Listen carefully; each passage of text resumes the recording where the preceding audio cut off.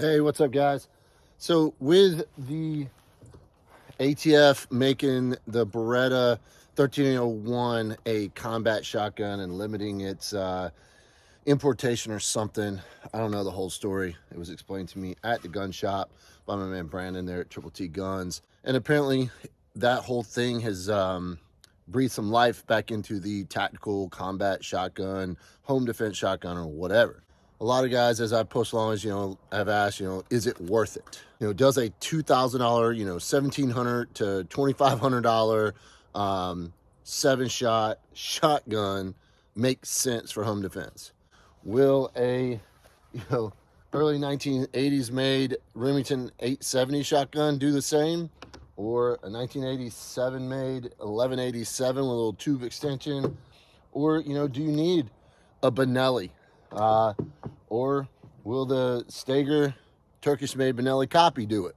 Well, we're going to shoot some buckshot through these guys at probably further than home defense range. I'm going to shoot these steel targets at about 15 meters. Just kind of see, man. Of course, the arguments for some of these newer school inertia action type shotguns opposed to just a blowback is lighter recoil. The shotguns themselves are typically a little lighter. So those are some pros. Of course, folks are going to say, is a three-gun type shotgun sensible for home defense? No, probably not. This and the Benelli are both three-gun shotguns. If I was going to, configure them for a little bit better home defense and, able to handling them, then I would, knock the tubes off, make them, instead of whatever this is, like a 12 or 13 shot, down to like, whatever, an 8 or 9. So anyway, let's shoot some buckshot out of them and kind of, put it where you can see the difference. I'm going to shoot them as fast as I can and still get good hits. So, is the argument that the inertia-based shotguns faster than a blowback or even the pump? I'll tell you, I grew up on the coast shooting birds, man. Obviously ducks and doves. And, I grew up with a pump shotgun, went to a Browning B80. I actually meant to bring that out, forgot it. So I don't see a shotgun as anything cool or special. I know what it can and can't do. I've killed, big game with it. I've killed 3 deer with a shotgun, 2 with buckshot, 1 with a slug. They're all dead, so that works for that.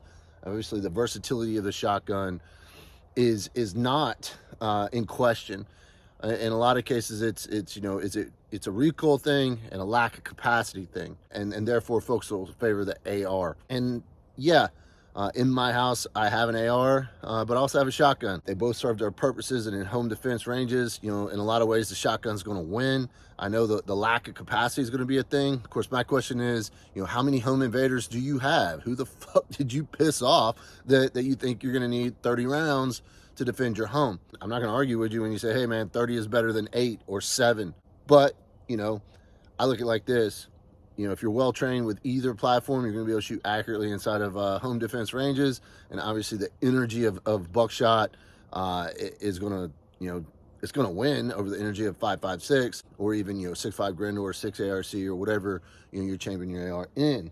It's probably going to come down, but when you argue those two things, to me is like, hey, proficiency level. What are you good with? But that's not what this video is about. It's not comparing ARs to 12 gauges. It's about comparing a couple different 12 gauges to some other 12 gauges. So let's just, let's blast and see what happens. See what you think. We'll kick it off with the Beretta. I'm just gonna shoot some doubles. And like I said, I'll just shoot them as fast as the sights tell me I can pull the trigger. And again, we're at about 15 meters.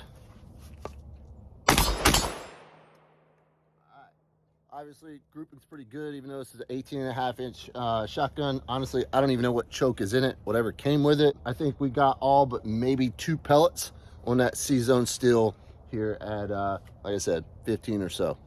Next up, man, freaking, always a crowd favorite, the Benelli. Let's see. In this case, this is a improved cylinder choke. We'll see how she rolls. Pulled that second shot a little bit to the left, maybe lost a pellet or 2. Oh, and by the way, these federal buckshot loads are 9 double-aught buckshot at about 1,325 feet per second per the box.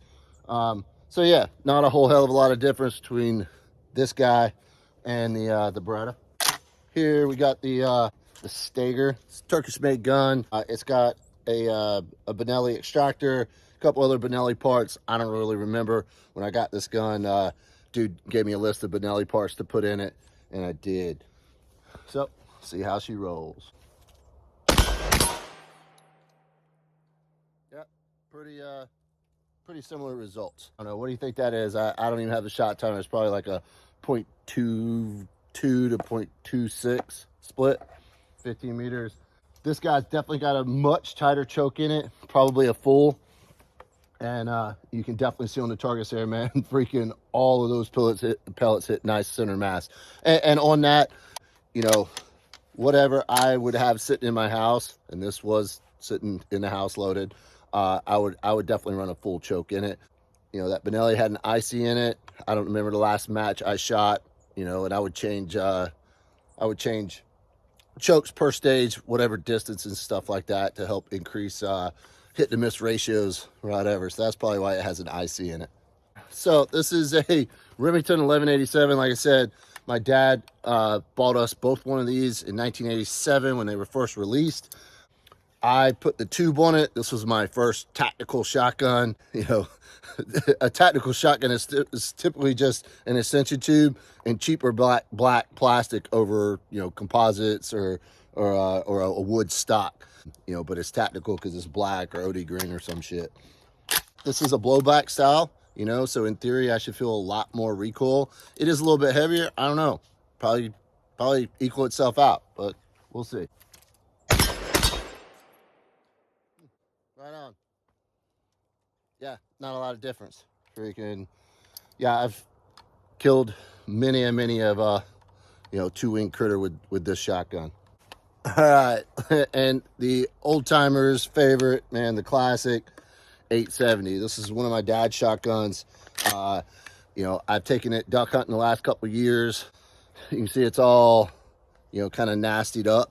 The shotgun was in my dad's house when it burned, and took some damage on the stock and the bluing, but it still shoots. Obviously, a pump shotgun is going to be a little bit slower. Cool thing is, pump shotguns rarely malfunction. I don't know of anyone with an 870 shotgun that died. I mean, there are still 870 shotguns out there that are, you know, way older than I am. So anyway, I'll just rack it as fast as I can. We'll just kind of see. Nice. This is a full choke, man. So all of those pellets, best I could tell, hit that C-zone still. Obviously slower. I've never seen, at least personally, had, you know, somebody that went down get up and critique me on my split tons. And I honestly don't, I don't really foresee, if you blasted somebody in the chest with two shells of buckshot at 15 meters, I don't really see them, you know, giving you a critique necessarily on your, on how slow you ran your pump shotgun. You know, I'm not going to say again that, you know, if you can, you put 3 shells or 4 shells on somebody as fast as you could do 2 or 3 respectively, then, you know, obviously that's a winning argument. I'm definitely a fan of automatic shotguns. You know, pumps, you know, they have their pros and cons. They're slower, but they typically work. Neither take a lot of training to get proficient in. The entire point of this video was, you know, for me to give you my determination is if you need, you know, a $500 to $800 shotgun, or do you really need the latest and greatest badass, you know, $2,000 shotgun to defend yourself and your loved ones inside your home?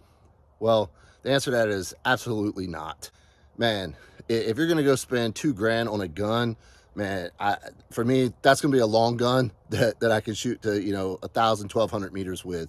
You know, even with optics, man, I can get you in a long range package for less than for the same price, or less than $2,000 as this this Beretta shotgun. I mean, don't get me wrong, man, it's some Cadillac shit, but does it somehow beat the performance of this or that 1187? Nah, man. You know. So having said that, if anybody's looking for a used Beretta, I don't know. I might not sell this one. We'll see. Right on. I hope that helps.